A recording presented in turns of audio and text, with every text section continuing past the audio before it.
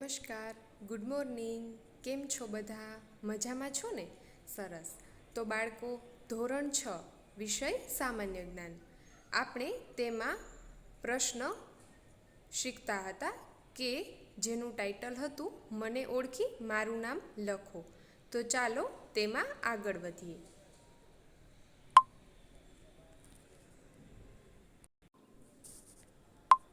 તો અહીં 11મો પ્રશ્ન છે. હું લંબાઈ માપનનો પ્રમાણભૂત એકમ છું. હું લંબાઈ માપનનો પ્રમાણભૂત એકમ છું. તો લંબાઈ માપવા માટેનો પ્રમાણભૂત એકમ છે એ છે મીટર. ત્યારબાદ 12મું છે. હું સમુદ્રનું તળિયું જોવા માટે વપરાતું સાધન છું. એટલે કે જે સમુદ્ર કે દરિયો હોય છે એનું જે તળિયું હોય છે જોવા માટે વપરાતું સાધન તો એ છે હાઇડ્રોસ્કોપ. બરાબર?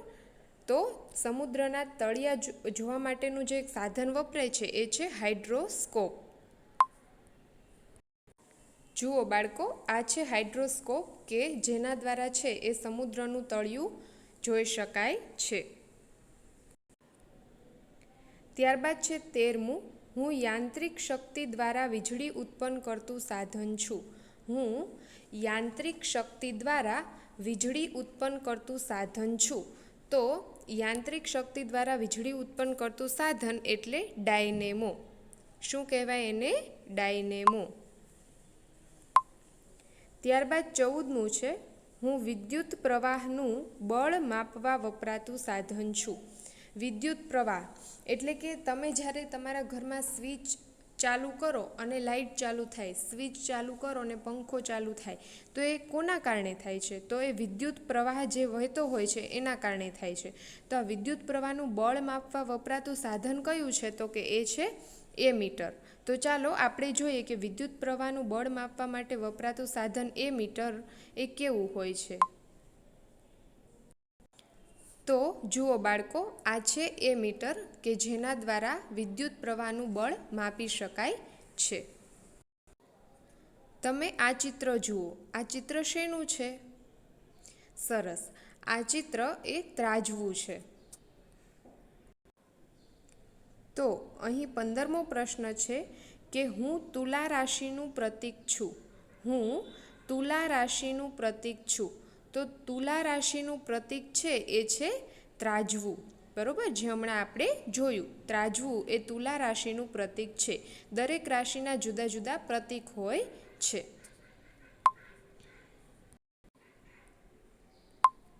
ત્યારબાદ છે 16મું.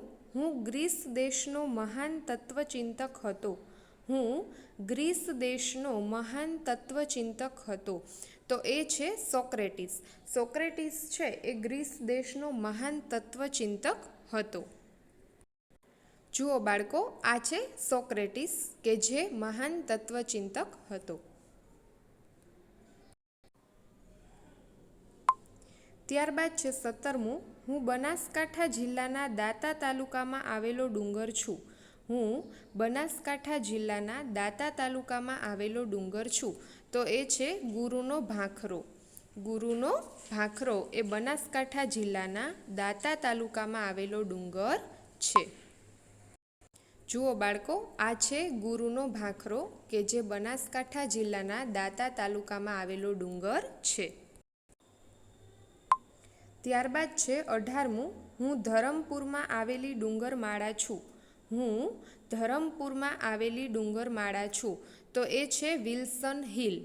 બરાબર? ધરમપુરમાં આવેલી ડુંગરમાળા એ છે વિલ્સન હિલ. જુઓ, તમે આ દ્રશ્ય જોઈ શકો છો. આ વિલ્સન હિલ છે કે ત્યાં ખૂબ જ સરસ એક ધોધ પડતો હોય એવું દ્રશ્ય અહીં દર્શાવવામાં આવ્યું છે. તો આ છે વિલ્સન હિલ કે જે ધરમપુરમાં આવેલી ડુંગરમાળા છે. ત્યારબાદ છે 19મું. હું અમરકંટકના પહાડોમાંથી નીકળતી નદી છું. હું અમરકંટકના પહાડોમાંથી નીકળતી નદી છું. તો અમરકંટકના પહાડોમાંથી નીકળતી નદી એટલે નર્મદા નદી. બરાબર? ત્યારબાદ છે 20મું. મારું પુરાતન નામ કારવણ છે. મારું પુરાતન નામ કારવણ છે. તો એ કયો વિસ્તાર છે કે જેનું પુરાતન નામ કારવણ છે? તો એ છે કાયાવરોહણ. કાયાવરોહણનું પુરાતન નામ કારવણ છે.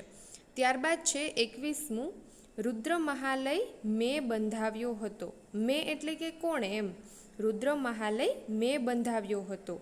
તો રુદ્રમહાલય સિદ્ધરાજ જયસિંહે બંધાવ્યો હતો. જુઓ બાળકો, આ છે સિદ્ધરાજ જયસિંહ કે જેણે રુદ્રમહાલય બંધાવ્યો હતો. તો બાળકો, આ પીરિયડમાં આપણે 11 થી 21 પ્રશ્ન મને ઓળખી મારું નામ લખો એ પૂર્ણ કર્યા, જે તમારે તમારી CW બુકમાં લખી લેવાના છે. Thank you.